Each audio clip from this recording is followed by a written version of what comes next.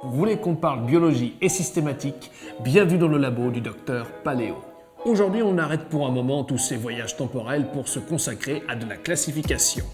Après une rapide description des caractères sauriens, un retour en arrière sur les premières découvertes et une revue du règne des dinosaures représentant environ 3,6% d'histoire de la Terre, nous allons nous atteler aux différentes familles de dinosaures. Et comme on n'ouvre pas une porte sans clé, pour mettre le pied correctement dans la classification, il faut des notions. Dans la classification dite classique, on utilise 7 termes hiérarchisés du plus important au plus individuel: le règne, l'embranchement, la classe, l'ordre, la famille, le genre et l'espèce.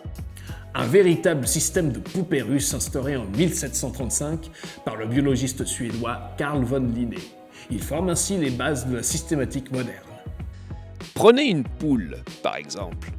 Eh bien, si l'on suit la nomenclature de Linné, elle est du règne animal, de l'embranchement des chordés, qui réunit les animaux ayant une colonne vertébrale, de la classe des aves, les oiseaux, de l'ordre des galliformes, les oiseaux dodus comme les faisans ou les pintades, de la famille des phasianidés, des oiseaux dodus aux ailes arrondies et au plumage terne ou spectaculaire comme les paons et les perdrix, du genre Gallus et de l'espèce Gallus gallus.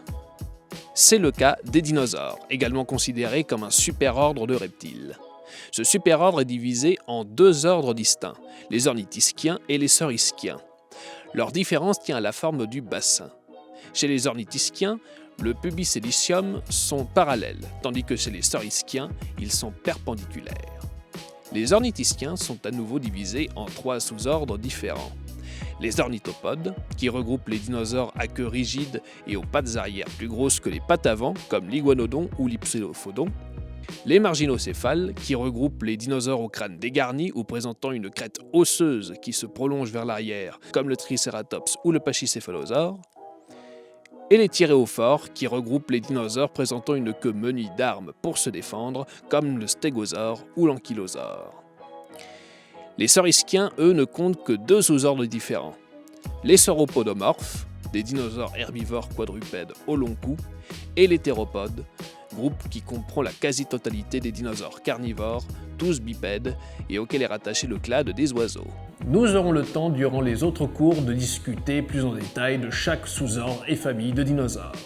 Là où la classification de Linné trouve sa limite, c'est qu'elle ne se concentre que sur ce que présente chaque espèce et non sur ce qui les relie entre elles, leur parenté. Pour pouvoir construire l'arbre du vivant d'une manière plus précise, les scientifiques utilisent désormais la classification moderne appelée la phylogénétique. Cette classification vous sera expliquée dans le prochain et dernier cours introductif sur les dinosaures. Ce cours est terminé, j'espère qu'il vous a plu. N'hésitez pas à vous abonner pour suivre les prochains cours et de laisser un commentaire, ça me fait très plaisir. Je ferme le labo, à plus.